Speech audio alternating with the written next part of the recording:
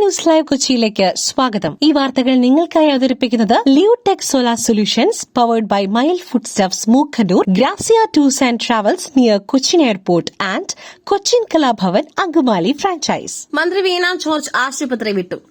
KSU കരിങ്കൊടി പ്രതിഷേധത്തിനിടെ പരിക്കേറ്റ് Pariyaram medical കോളേജിൽ ചികിത്സയിലായിരുന്ന ആരോഗ്യമന്ത്രി വീണ ജോർജ് ആശുപത്രി വിട്ടു.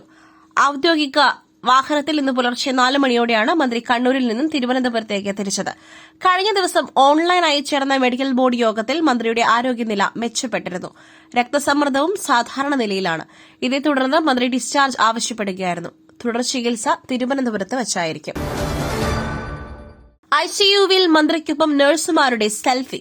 വിശദീകരണം തേടി ആരോഗ്യമന്ത്രിയുടെ ഓഫീസ്. നഴ്സുമാർക്കെതിരെ നടപടിക്ക് സാധ്യത.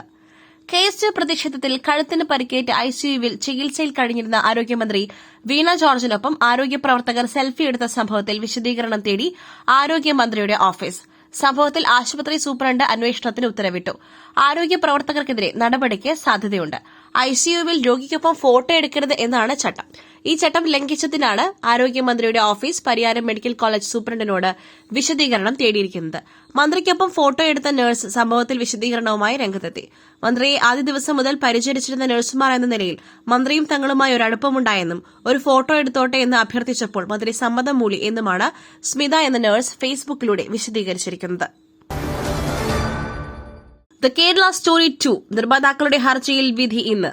ദ കേരള സ്റ്റോറി 2വിന്റെ റിലീസ് സ്റ്റേ ചെയ്ത സിംഗിൾ ബെഞ്ച് ഉത്തരവ് ചോദ്യം ചെയ്തുള്ള നിർമ്മാതാക്കളുടെ ഹർജിയിൽ വിധി ഇന്ന്. ജസ്റ്റിസ് ശുശ്രൂത് ധർമാധികാരി അധ്യക്ഷനായ ബെഞ്ചാണ് വിധി പറയുക. സിനിമ മതസൌഹാർദ്ദം തകർക്കുന്നില്ലെന്നും റിലീസ് ചെയ്യുവാൻ പറ്റിയില്ലെങ്കിൽ വലിയ സാമ്പത്തിക ബുദ്ധിമുട്ടുണ്ടാകും എന്നുമാണ് നിർമ്മാതാക്കളുടെ വാദം.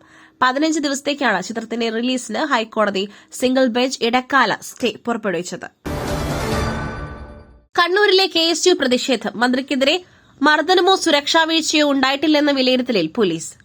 കണ്ണൂർ റെയിൽവേ സ്റ്റേഷനിൽ വെച്ച് ആരോഗ്യമന്ത്രി വീണ ജോർജിന് KSU പ്രതിഷേധത്തിൽ മർദ്ദനമോ സുരക്ഷാ വീഴ്ചയോ ഉണ്ടായിട്ടില്ലെന്ന വിലയിരുത്തലിൽ പോലീസ്.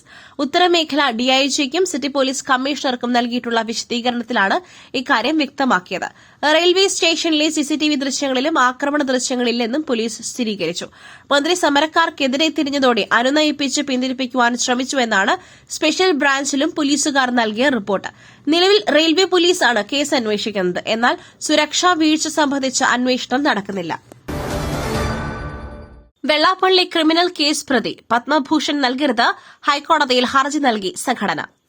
വെള്ളാപ്പള്ളി നടേശന് പത്മവിഭൂഷൺ നൽകുന്നതിനെതിരെ ഹൈക്കോടതിയിൽ ഹർജി. ക്രിമിനൽ കേസ് ഉൾപ്പെടെയുള്ള നിരവധി കേസുകളിൽ പ്രതിയായ ഒരാൾക്ക് പുരസ്കാരം നൽകുന്നത് നിയമവിരുദ്ധമാണെന്നാണ് ആരോപണം.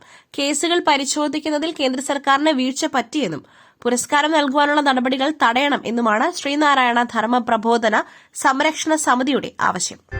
പുട്ടു രുചികരമാവണമെങ്കിൽ മയിലിന്റെ പുട്ടുപൊടി തന്നെ വേണം. അതിന് ചെമ്പാപ്പുട്ടാണെങ്കിലും അങ്ങനെ തന്നെ. മയിൽ റൈസ് ആൻഡ് ഫുഡ് പ്രൊഡക്ട്സ്, ശ്രേഷ്ഠം സമ്പുഷ്ടം.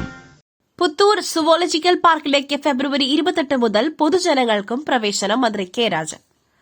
പുത്തൂർ സുവോളജിക്കൽ പാർക്ക് ഫെബ്രുവരി 28 പൊതുജനങ്ങൾക്ക് തുറന്നുകൊടുക്കുമെന്ന് റവന്യൂ വകുപ്പ് മന്ത്രി K Rajan. Puthur zoological park administration ബ്ലോക്കിൽ മാധ്യമങ്ങളോട് സംസാരിക്കുകയായിരുന്നു മന്ത്രി. ഫെബ്രുവരി 28 രാവിലെ 8 വനംവകുപ്പ് മന്ത്രി AK ശശീന്ദ്രനും റവന്യൂ വകുപ്പ് മന്ത്രി കെ രാജനും മറ്റ് മന്ത്രിമാരും ജനപ്രതിനിധികൾ ഉൾപ്പെടെയുള്ളവരുടെ സാന്നിധ്യത്തിലായിരിക്കും സുവോളജിക്കൽ പാർക്കിലേക്ക് പൊതുജനങ്ങളുടെ ആദ്യ സന്ദർശനം. കണ്ണൂർ ആറളം ഫാമിൽ കാട്ടാനയുടെ ചവിട്ടേറ്റ് യുവാവിന് ദാരുണാന്ത്യം. കണ്ണൂർ ആറളം ഫാമിൽ കാട്ടാനയുടെ ചവിട്ടേറ്റ് യുവാവിന് ദാരുണാന്ത്യം. ആറളം ഫാം 10ാം ബ്ലോക്കിലെ അനീഷാണ് മരിച്ചത്. പുലർച്ചെ മൂത്രമൊഴിക്കുവാനായി വീടിന് പുറത്തിറങ്ങിയപ്പോഴാണ് ഇയാളെ കാട്ടാന ആക്രമിച്ചത്. അനീഷിന്റെ മൃതദേഹം പേരാവൂർ താലൂക്ക് ആശുപത്രിയിൽ സൂക്ഷിച്ചിരിക്കുകയാണ്. പരിയാരം മെഡിക്കൽ കോളേജിൽ പോസ്റ്റ്മോർട്ടം നടപടികൾ പൂർത്തിയാക്കിയ ശേഷം മൃതദേഹം ബന്ധുക്കൾക്ക് വിട്ടു നൽകും. അതേസമയം സ്ഥിരമായി കാട്ടാന ഇറങ്ങുന്ന സ്ഥലമാണിത്. കാട്ടാനകൾ തമ്പടിക്കുന്ന മേഖലയുമാണ്. നേരത്തെയും പ്രദേശത്ത് കാട്ടാന ആക്രമണങ്ങൾ ഉണ്ടായിട്ടുണ്ട്. കഴിഞ്ഞ 6 വർഷത്തിനിടെ 11 പേർക്ക് ഇവിടെ കാട്ടാനയുടെ ആക്രമണത്തിൽ ജീവൻ നഷ്ടമായി. മറ്റൊരു വാർത്തയുമായി കണ്ടുമുട്ടുന്നതുവരെ നന്ദി, നമസ്കാരം.